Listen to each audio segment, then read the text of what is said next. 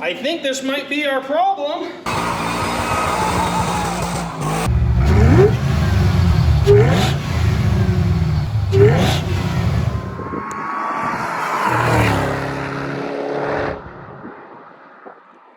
Welcome to the channel, I'm Dave and this is Road Garage. Welcome back to my shop where today we are going to be working on the twin-turboed zo6 Corvette. So if you saw the last video, we were having a little bit of a tick and I already wanted to pull the cylinder heads off because I noticed that when I would do boost pulls, when I do pulls in it and the thing was making any power, I was getting a little bit of pressure going into the coolant system, and it was pushing past the radiator cap, which tells me that I may have an issue with the head gasket. So I figured that before I put the bigger turbos on and we go from 10 pounds of boost to 15 or 18 or 20 pounds of boost, I want to make sure that that is like 100% solid and I'm not going to end up with more issues.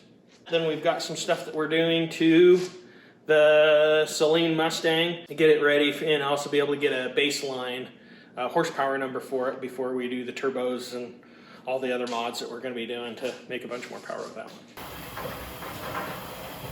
So as you can see, I've already got started. So I got it down to where all I need to do is now pull all the head studs out and we'll be able to yank the heads off, see what kind of condition the head gasket's in, as well as the pistons and everything. Then we'll get those all sent off to be cleaned up and all put together to get a clean bill of health, or we've got an issue.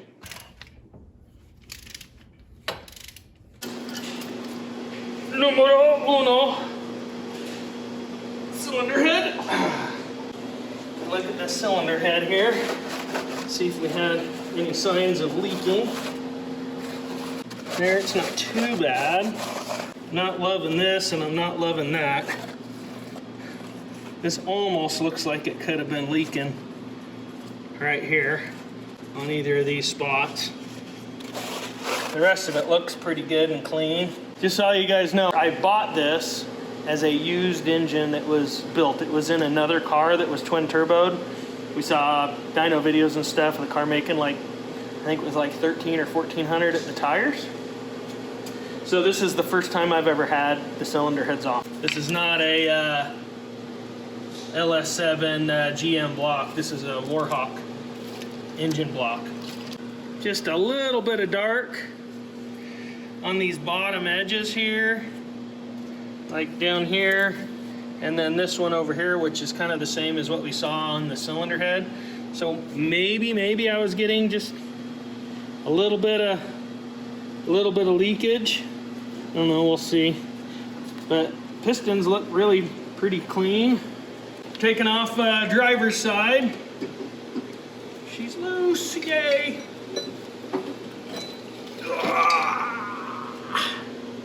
I think this might be our problem. Look at this right here. This cylinder, see this dark bit?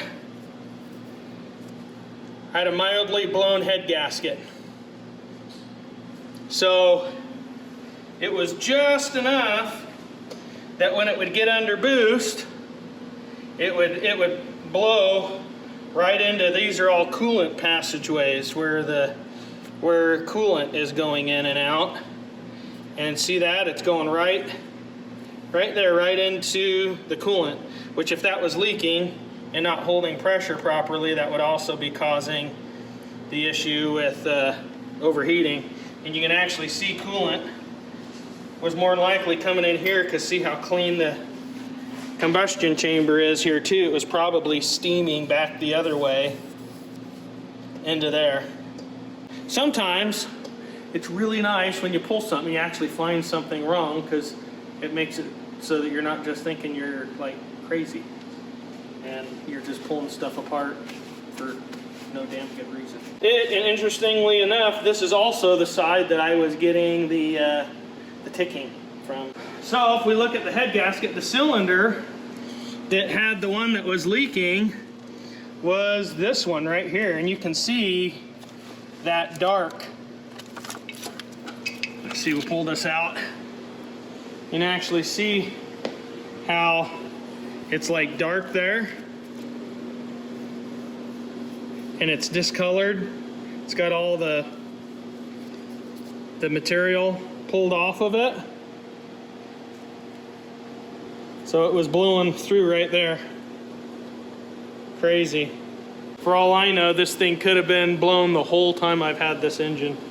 And it might have got hurt from back when, before I even bought it.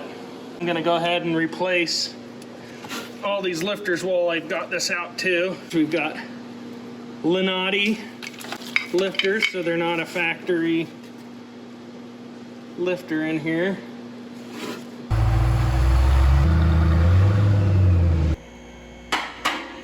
So a couple of the things that are different with the Extreme model, for those of you who don't know the Saleen model differences. One is, for the Extreme model, Saleen put in a heavier duty transmission, a 6-speed. So this is the 6-speed that they put in.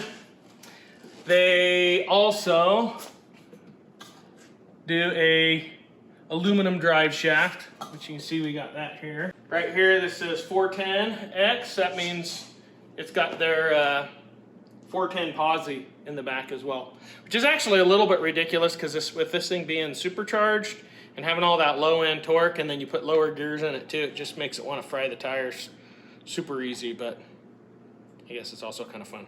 It does burnouts and stuff really easy.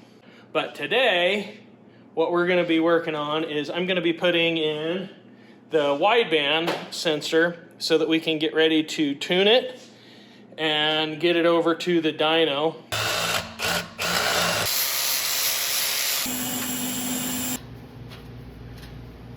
So when I put the turbos in, I'm actually we'll get rid of that one. I'll just plug it and put the wideband back on the back side of the turbo so that it's reading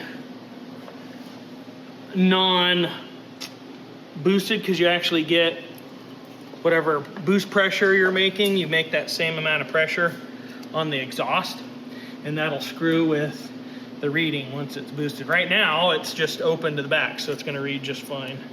But you start running higher boost levels, you start to have a problem with the readings with it, messing with it, because the exhaust itself gets under so much pressure between the turbo and the engine. So it's best to get it after the turbo, so that it's not under that exhaust pressure. So we're going to take this wire, we're going to run this up, we'll get it up in the engine compartment, and then we'll feed it through the firewall to get it to our gauge. And I need to get it up here and zip tie it and get it so it's not gonna get melted. Melting the wires is bad. So here's our wire for the wideband for that O2 sensor. And we just need to, the biggest thing I want to try and keep from having is having it running close to that exhaust, because that'll end up torching it. So I'm gonna pull it back here to the back side of the engine. So it was an air vent, well, it's still an air vent, but now we're gonna be able to put the gauge in it.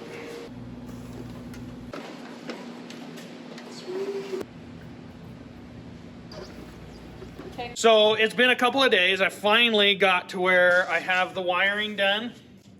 We're gonna go ahead and try it out, see if everything's working right with the gauge. We've got the gauge all mounted and everything. So we definitely have power. And there it goes, it's working. Let's go take it for a test drive, go do a little pull, make sure everything's working right. We can kind of see where fuels are at.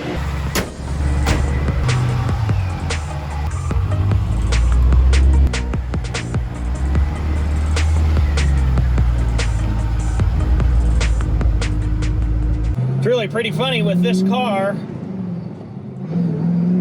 It's actually overall the slowest out of the four that we have, with the truck and of course the Lambo and the twin turbo Corvette.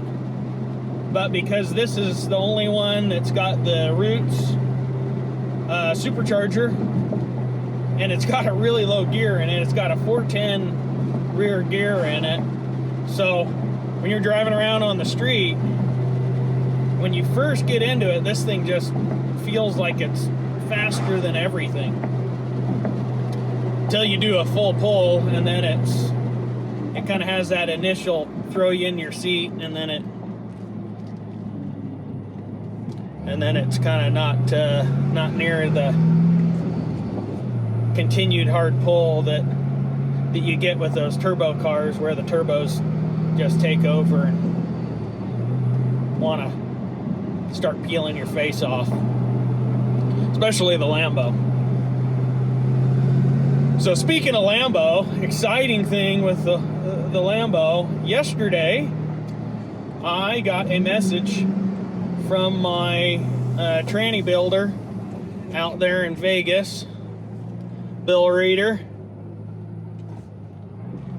that my part finally arrived on its slow boat from Australia. That elusive input shaft that we've been waiting on forever. It felt like maybe this was never going to happen.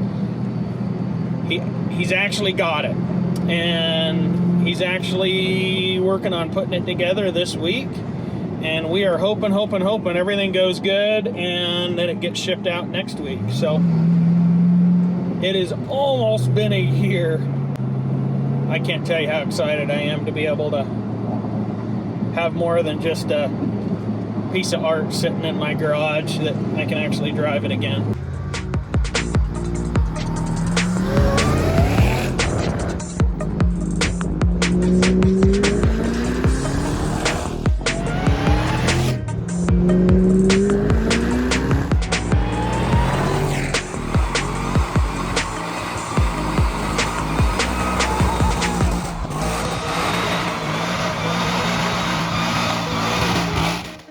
Well, we're pretty much finishing up for the day.